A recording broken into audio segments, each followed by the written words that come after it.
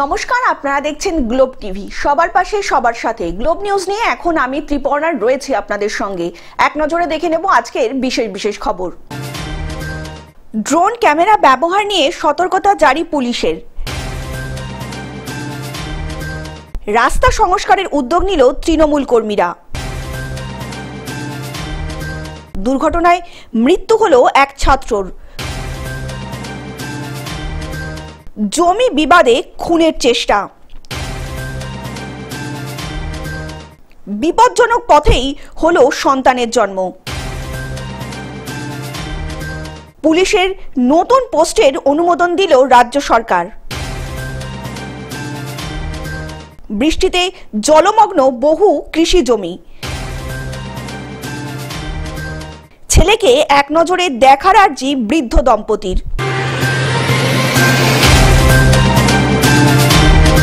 আসছি বিস্তারিত খবরে।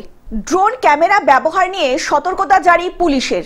মালদায় ড্রোন ক্যামেরা ব্যবহার নিয়ে সতর্কতা জারি পুলিশ প্রশাসনের তরফ থেকে।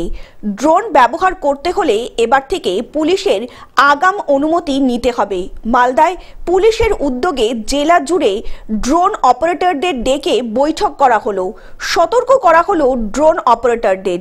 পুলিশকে সব রকম সাহায্যের আশ্বাস ড্রোন অপারেটরদের।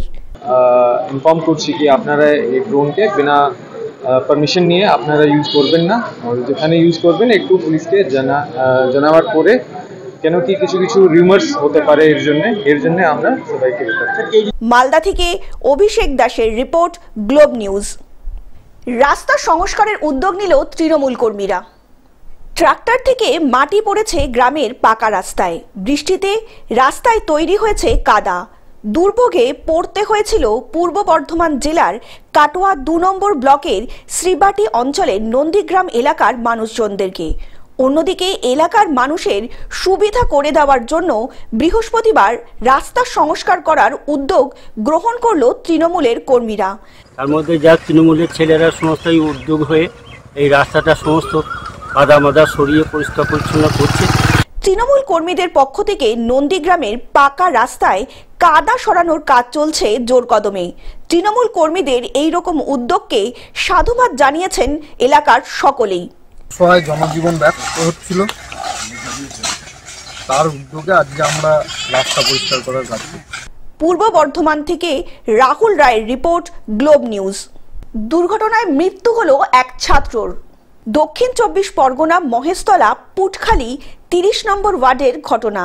২ শিশু সাইকেলে করে দুপুরবেলা ১টা নাগাদ ফুল বাগানে তার বাড়ির দিকে যাবার সময় হঠাৎ একটি ১৬ চাকার লরি ধাক্কা মারে সাইকেলটিকে।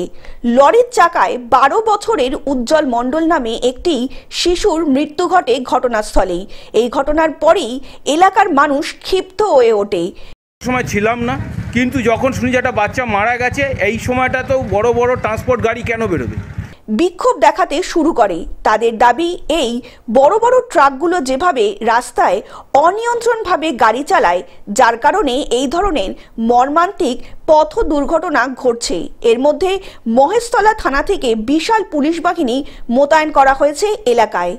ঘাতক গাড়িটিকে আটক করেছে মহেশতলা থানা। ঘাতক গাড়ির ড্রাইভারকে মহেশতলা থানার পুলিশ গ্রেপ্তার করেছে ইতিমধ্যেই। ঘটনাটা ঘটেছে, বাচ্চাটা সাইকেল নিয়ে ধার দিয়ে আসছিল, আর একটা বালি রাবিশ, এখন ওই যে সব টেন্ডার নেয় না, পুরনো রাবিশ ফেলবো, বালি ফেলবো, সেই সমস্ত লোকগুলো বালির লরিটা নিয়ে যাচ্ছিল, একদম বাচ্চাটাকে পুরো একদম পিষ্টে দিয়ে বেরিয়ে গেল।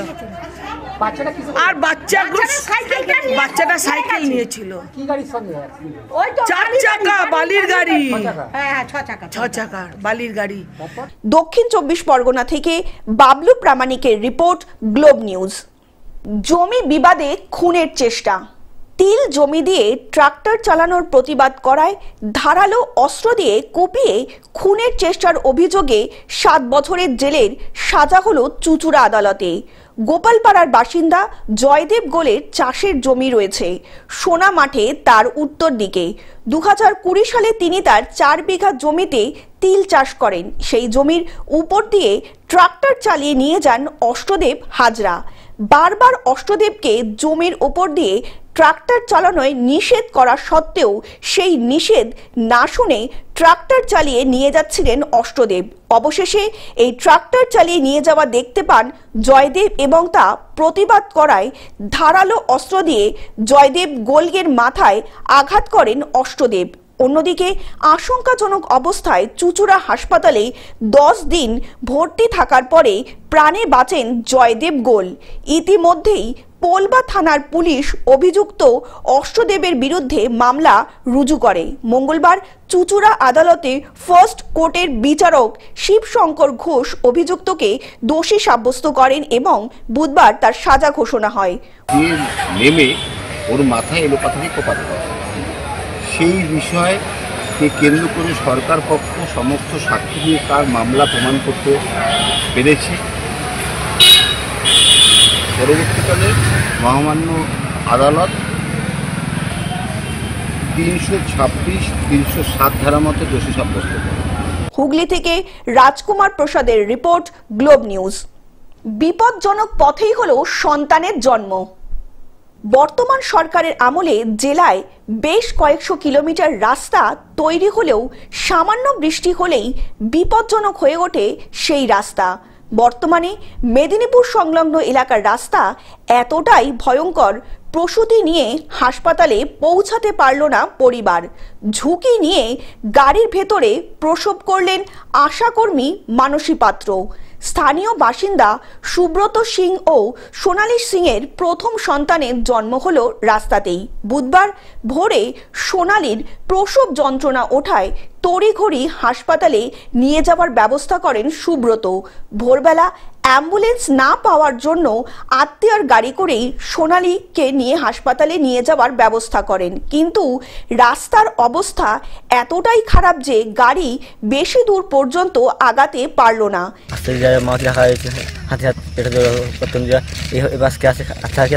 এখানে বাচ্চা হয়ে গেছে, যা হওয়ার পর ওখান থেকে গাড়ি ঘুরে করে লিয়া হয়েছে, বের করে অত কালো ছিল আসতে পারেনি, তারপরে হাসপাতাল লিয়া হয়েছে। কে সাহায্য করেছে? মহাসদর। সেই কারণেই আশাকর্মী মানসী নিজের অভিজ্ঞতাকে কাজে লাগিয়ে এই চরম বিপদের মুহূর্তে সফল হলেন গাড়ির ভিতরেই বাচ্চার প্রসব করাতে। অবশেষে মা এবং পুত্র সন্তান দুজনেই সুস্থ। দুজনকেই বেলদার সুপার স্পেশালিটি হাসপাতালে ভর্তি করা হয়েছে। সন্তানের মুখ দেখার পর পথের যন্ত্রণা ভুলেছেন পিতা সুব্রত।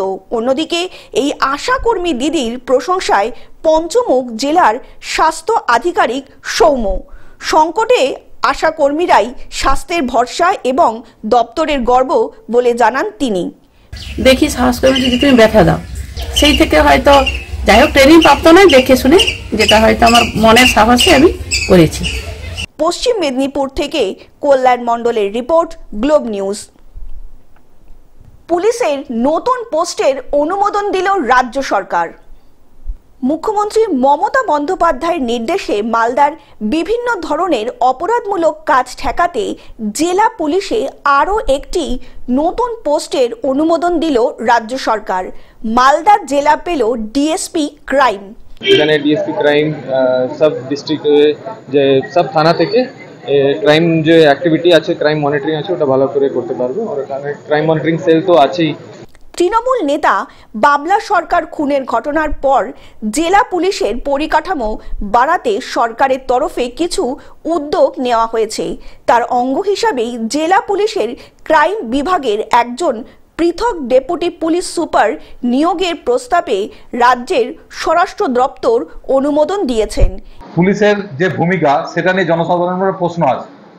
একটা নতুন পদ ডিএসপি ক্রাইম তৈরি করা হলো জেলায়, এটা আমরা আশার আলো দেখছি।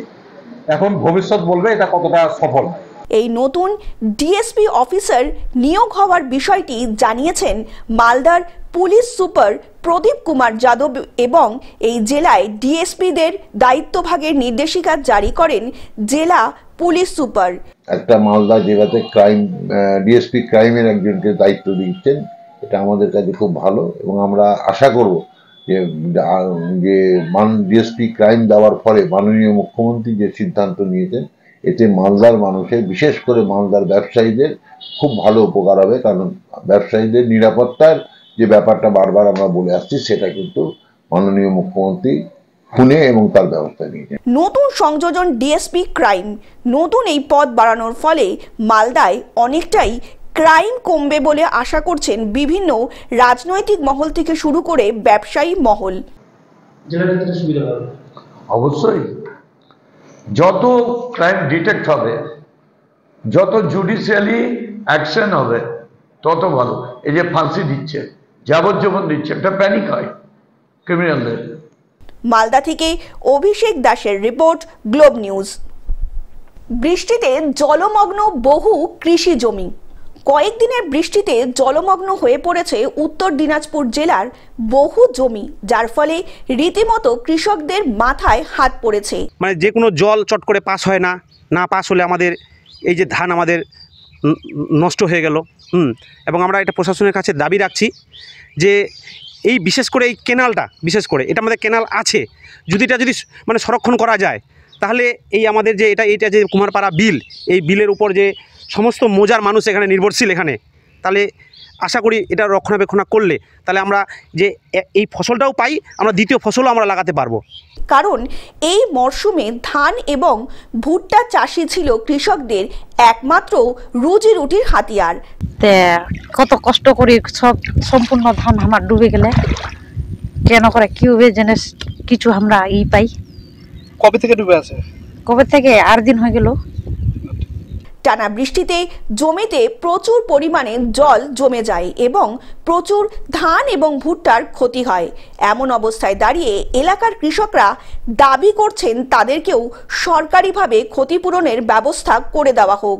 পরে এই যে ধান ভুট্টা কিছু অংশে ভালোই ক্ষতি হয়েছে, যেমন ধরেন আপনার জগদীশপুর, কুমারপাড়া, সরিয়াবাদ বন্ধু এলাকাটাই ধানের বিশেষ করে ক্ষতিটা হয়েছে ভুট্টার সাথে। উত্তর দিনাজপুর থেকে পিয়া গুপ্তার রিপোর্ট, গ্লোব নিউজ। ছেলেকে এক নজরে দেখার আর্জি বৃদ্ধ দম্পতির। উত্তর 24 পরগনা জেলার বসিরহাট মহকুমার গ্রাম পঞ্চায়েতের লতারবাগান গ্রামের ঘটনা। 58 বছরের দীনানাথ পাল এবং 54 বছরের সাবিত্রী পালের একমাত্র পুত্র 29 বছরের দীপঙ্কর পাল বিবাহের পর থেকেই স্ত্রীকে নিয়ে অভিমানে বাবা মায়ের বাড়ি ত্যাগ করেন।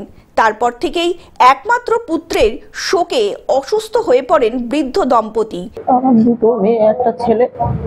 মেয়ে দুটো বিয়ে দিয়েছে, কিন্তু ছেলে বিয়ে করে আমাদের ছেড়ে চলে যায়। কতদিন আগে গেছে? 2 বছর আগে চলে গেছে। তারপরে ফোন করলে ফোন ধরে না, এইবারে আমাদের দেখেও না, কিন্তু ছেলের চিন্তা দুজনে অসুস্থ হয়ে গেছে। তো আমি চাই ছেলের খেতে করতে দিতে হবে না, ছেলে আমার সামনে থাক, মৃত্যুর আগ পর্যন্ত যেন আমার সামনে আসলে মৃত্যু হয়েও শান্তি পাবো, যেন আমি দেখতে চাই তাকে। এই প্রসঙ্গে হারোয়ার মানবাধিকার কর্মী সালাউদ্দিন মোল্লা বলেন, তাদের কাছে একটি লিখিতভাবে অভিযোগ জানিয়েছেন সেই বৃদ্ধ দম্পতি। পাশাপাশি বসিরহাট মহকুমা আদালতেও আর্জি জানিয়েছেন যত দ্রুত সম্ভব বৃদ্ধ দম্পতির একমাত্র সন্তান বৃদ্ধ দম্পতির কাছে ফিরে আসুক। সমাজের উদ্দেশ্যে সচেতনতার বার্তাও দিয়েছেন মানবাধিকার কর্মী। প্রত্যেক মা বাবার কাছে সন্তান অত্যন্ত প্রিয় হয়, সন্তানের জন্য তারা যথেষ্ট কষ্ট করেছে। তিনি পেশা ভ্যান চালক, যেটা আমরা খোঁজখবর নিয়ে দেখলাম। তার পাশাপাশি এটাও খোঁজখবর নিয়ে দেখলাম যে দুজন অসুস্থ, মানে দীপঙ্কর যে ছেলেটি, ওনাদের ছেলেটার নাম হচ্ছে দীপঙ্কর, তো তার মা অসুস্থ, কিডনি রোগ, নানান রকম রোগাক্রান্ত হয়ে পড়েছে, তার বাবা অসুস্থ। বসিরহাট থেকে শ্যাম বিশ্বাসের রিপোর্ট, গ্লোব নিউজ। টেলিভিশন ছাড়াও গ্লোব টিভি এখন সমস্ত সমাজ মাধ্যমে উপলব্ধ। বিস্তারিত জানতে ফোন করুন আমাদের টোল ফ্রি নম্বর 1800891974 অথবা লগ ইন করুন আমাদের ওয়েবসাইট www.globetv.in এ। গ্লোব নিউজ এখন এ পর্যন্তই। দেখতে থাকুন গ্লোব টিভি, সবার পাশে সবার সাথে। নমস্কার।